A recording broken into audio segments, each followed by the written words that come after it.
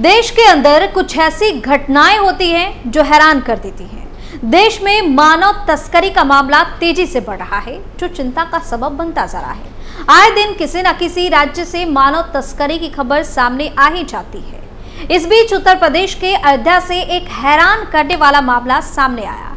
CM योगी के राज्य में इस तरह की घटना होना चर्चा का विषय है, क्योंकि अब इस के दोषियों का बच पाना बेहद मुश्किल है, या यूं कहे कि नामुमकिन है। नमस्कार, आप देख रहे हैं कैपिटल टीवी उत्तर प्रदेश और मैं हूं आपके साथ दिव्या सिंह। इस खास प्रोग्राम पर्दाफाश में आपका स्वागत है।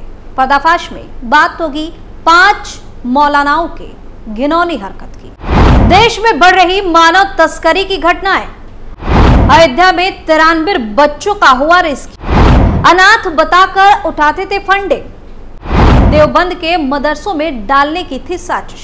यूपी में जब से सीएम योगी ने सत्ता संभाला है, अपराध करने वालों की खैर नहीं है, लेकिन कोई खबर सामने आती है जो चौंका देने वाली होती है। दरअसल उत्तर प्रदेश के अयोध्या में मानव तस्करी की आशंका के चलते एक बस की तलाशी ली गई थी।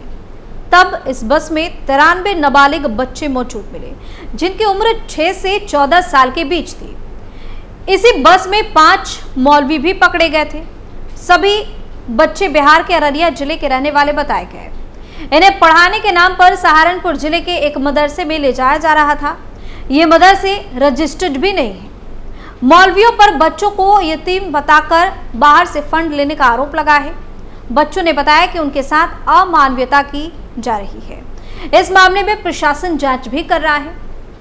वहीं मीडिया रिपोर्ट्स के मुताबिक 26 अप्रैल को अयोध्या के देवकाली के पास पुलिस ने एक डबल डेकर बस रोकी।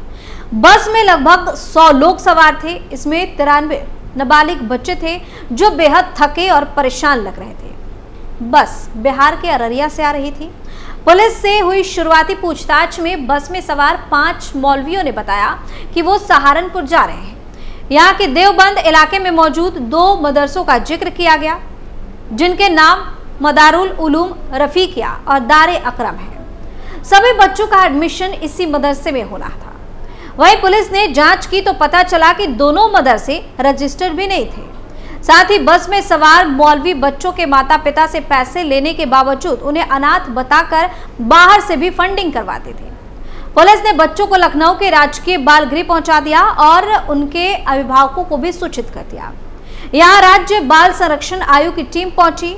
इन्होंने बच्चों का हालचाल लिया तो उन्होंने मदरसे में होने वाली अपनी प्रताड़ना को खुलकर बता दिया। बरामद हुए 95 बच्चों में कई रिश्ते में भाई हैं तो कुछ एक दूसरे के बारे में जानते तक नहीं। जानकारी के अनुसार बच्चों ने कहा कि मदरसे में उनकी बेरहमी से पिटाई की जाती थी, उनसे शौचालय साफ करवाए जाते थे और किसी को बताने पर बुरे अंजाम की धमकी भी दी जाती थी। बीमार होने पर भी बच्चों के घर से पैसे आने पर ही उनको दवा दी जाती। कई बच्चे सहारनपुर के मदरसे में पहले से भी रह रहे हैं। यहाँ रात को गेट बंद कर दिया जाता है। गेट खोलने के लिए कहने पर बच्चों को गेट पर तैनात गार्डों की तरफ से बेरहमी से पीटा जाता है। सबसे अधिक प्रताड़ना देने वालों में बच्चों ने मास्टर शहजाद और जब्बर का नाम बताया है। बता दें कि 5 मौलवियों को फिलहाल गिरफ्तार कर लिया गया है। उनसे पूछताछ और अन्य कानूनी कार्रवाई की जा रही है। इन बच्चों के अभिभावकों से यहां तक लिखवा लिया गया था कि उनकी संतानों के साथ किसी अनहोनी के जिम्मेदार मौलवी नहीं होंगे। कल तक बच्चों के माता पिता को लखनऊ बुलवाया गया।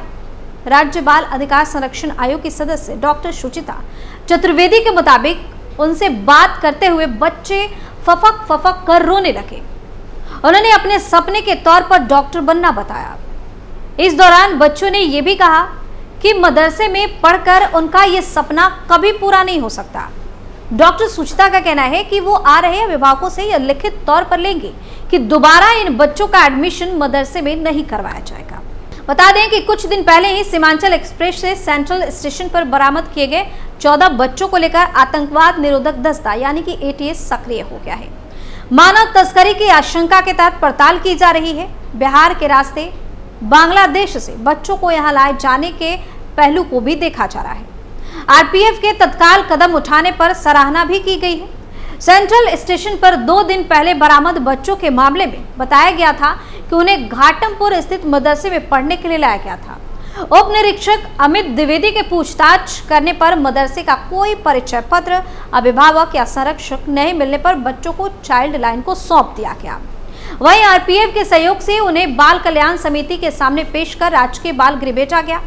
ऐसे ही लखनऊ में भी 99 बच्चों को ट्रेन से बरामद होने पर जांच एजेंसियां सक्रिय हो गई हैं।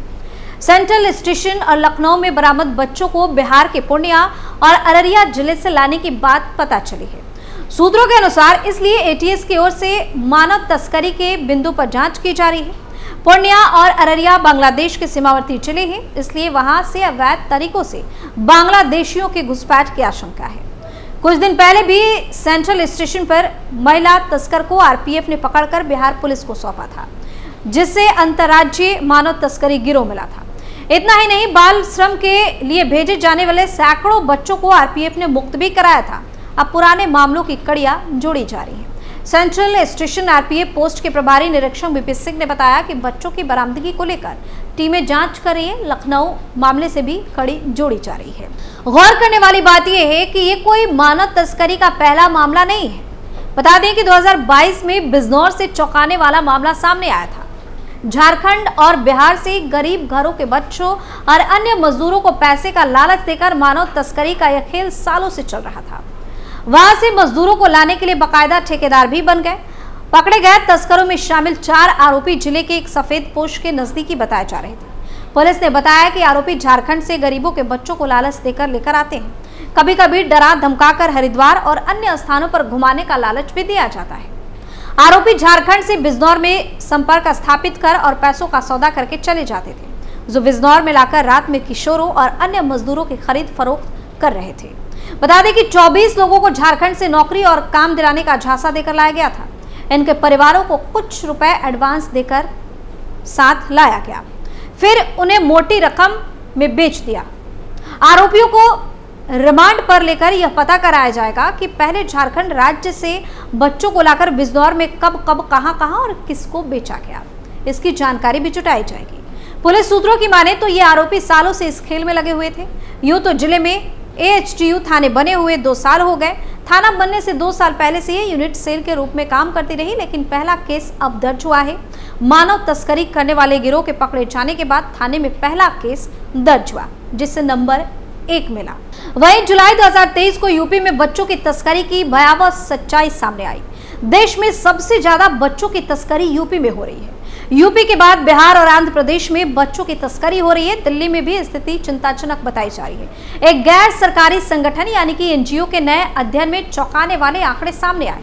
यह रिपोर्ट वर्ष 2016 से 2022 के बीच बच्चों की तस्करी को लेकर जारी की गई। रिपोर्ट के अनुसार दिल्ली में कोविड-19 से पहले के मुकाबले महामारी के बाद के चरण में बाल तस्करी के मामले में 68% की बढ़ोतरी दर्ज की गई।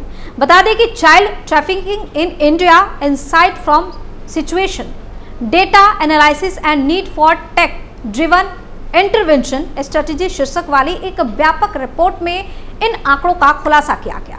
यह रिपोर्ट विश्व मानव तस्करी निरोधक दिवस के मौके पर जारी की गई, जो देश में बाल तस्करी की चिंताजनक स्थिति को बयां करती दिखी।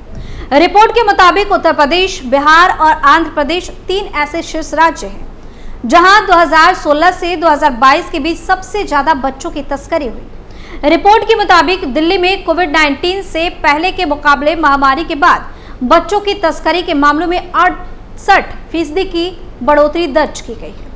जिलावार देखें तो बाल तस्करी में सबसे ऊपर जयपुर शहर है, जबकि सूची के अन्य शीर्ष 4 स्थान पर राष्ट्रीय राजधानी दिल्ली के इलाके शामिल हैं। तो देश में मानव तस्करी के मामले तेजी से बढ़ रहे हैं, जो चिंता का विषय है। पर्दाफाश में फिलहाल के लिए इतना ही। नए मुद्दे के साथ फिर से पेश होंगे, तब तक के लिए आप देखते रहिए कैपिटल टीवी उत्तर प्रदेश। नमस्कार।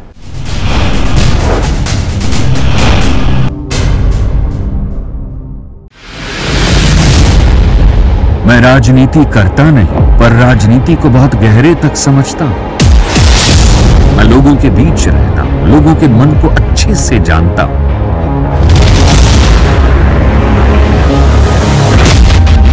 पब्लिक और पॉलिटिक्स की हर नब्ज को खूब पहचानता हूं। संघर्ष की सियासत से सत्ता के सिंहासन तक मैं हर खबर से खरा सच निकालता हूं। ना कोई दौड़, ना कोई रेस,